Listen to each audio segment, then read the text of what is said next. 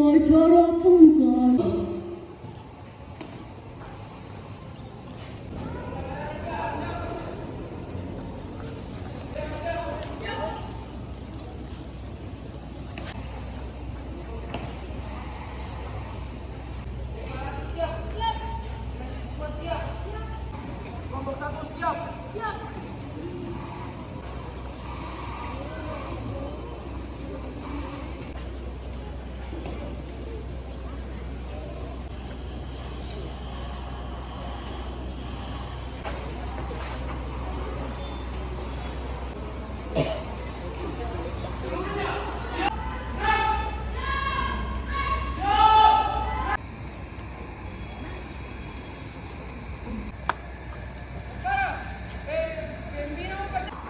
Laporan pemimpin upacara kepada Para bendera masa pengen ikut.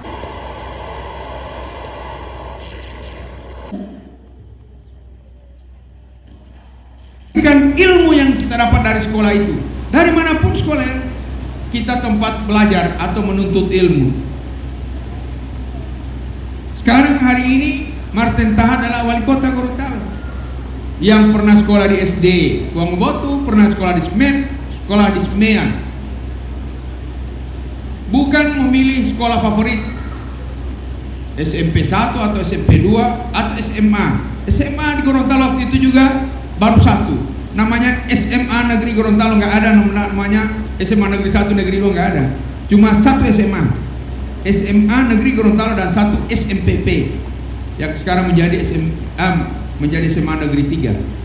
Jadi dalam proses pendidikan kita tidak ditentukan oleh sekolah di mana kita menuntut ilmu, tetapi bagaimana kemauan, keuletan kita dalam menuntut ilmu, kemudian setelah kita dapat ilmu mampu untuk bisa mengaplikasikan ilmu yang kita dapatkan itu, sehingga bisa menunjang karir kita, bisa menunjang apa yang kita cita-citakan. Jadi untuk menjadi seseorang, apa jabatankah, mau jadi pejabat di birokrasi, menjadi akademisi, menjadi pengusaha, atau menjadi apapun, saudara-saudara, anak-anakku sekalian, bukan ditentukan oleh siapa, dari sekolah mana saudara berasal, tidak, tapi bagaimana kita bisa menguasai ilmu pengetahuan dan teknologi serta seni yang kita aplikasikan di dalam kehidupan kita. buka upacara kepada pemimpin upacara. Salah satu rangkaian kegiatan dalam rangka untuk memperkenalkan anak-anak siswa baru yang akan memasuki masa pendidikan pada jenjang yang baru. Jadi namanya MPLS, masa pengenalan lingkungan sekolah, baik itu di tingkat SD maupun SMP, bahkan juga sampai ke tingkat SMA. Tujuannya apa? Dalam rangka untuk pertama mengenali potensi diri masing-masing para anak-anak didik. Kemudian yang kedua, memperkenalkan kepada mereka lingkungan baru yang mereka temui. Sebab ketika anak SD yang selama ini dia sekolah di TK, dia pada saat memasuki sekolah dasar, dia memasuki dunia baru, lingkungan baru, teman-teman baru, lingkungan sekolah yang baru dengan sistem pengajaran dan kurikulum yang baru. Nah, itu yang diperkenalkan secara awal.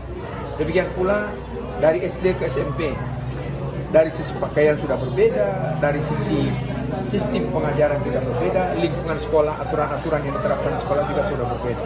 Jadi ini penting sekali dalam rangka untuk menciptakan suasana sekolah yang betul-betul mampu memberikan semangat baru kepada anak-anak didik kita, sehingga mereka ketika masuk awal sekolah, di sekolah yang mereka sudah pilih itu tidak sekedar langsung masuk, tetapi harus diperkenalkan lingkungan sekolahnya seperti apa, guru-gurunya seperti apa, sambil guru-guru juga ingin mengetahui karakter dan sifat serta kemampuan, bakat, minat daripada anak-anak didik.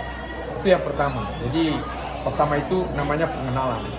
Yang kedua, MPLS ini juga sebagai sarana untuk pembinaan mental dan fisik bagi anak-anak, karena ketika mereka di SD itu berbeda ketika mereka sudah di SMP. Maka secara mental pasti juga akan ada perbedaan antara sekolah dasar maupun sekolah menengah, maupun ketahanan fisik. Mungkin lama belajarnya lebih lama dan sebagainya. Maka mereka sudah diajarkan bagaimana secara mental dan fisik mereka itu sudah dilatih, walaupun lamanya ini hanya 3 hari, tapi di SD itu 2 minggu MPLS-nya, karena itu memang harus diperkenalkan betul-betul.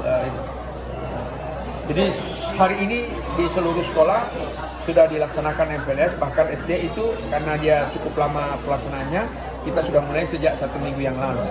Tapi pusatnya kita arahkan ke SMP Negeri 1. Harapan kami agar dengan MPLS ini tercipta hubungan yang harmonis antara warga sekolah.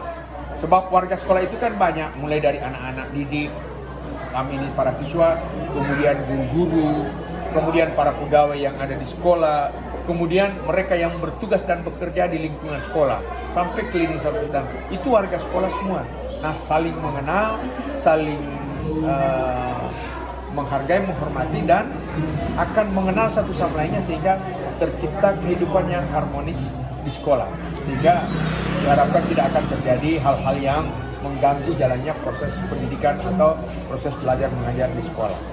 Dan yang ketiga, harapan saya kepada orang tua siswa, jangan ketika mereka sudah masuk sekolah kemudian dibiarkan semua itu menjadi urusan daripada para guru. Tidak, orang tua juga harus melakukan pemantauan. Makanya dilakukan zonasi agar setiap jarak yang ada bagi siswa untuk sekolah di tempat yang ada di sekitar rumahnya itu memudahkan pengontrolan atau pengawasan baik orang tua maupun oleh para guru. Ketika dia mau ke sekolah maupun dia pulang sekolah dapat mudah untuk diawasi, sehingga secara fisik kita bisa melihat dan melakukan pemantauan terhadap anak-anak jika terjadi apa-apa terhadap anak. Pak Wali terkait Lari.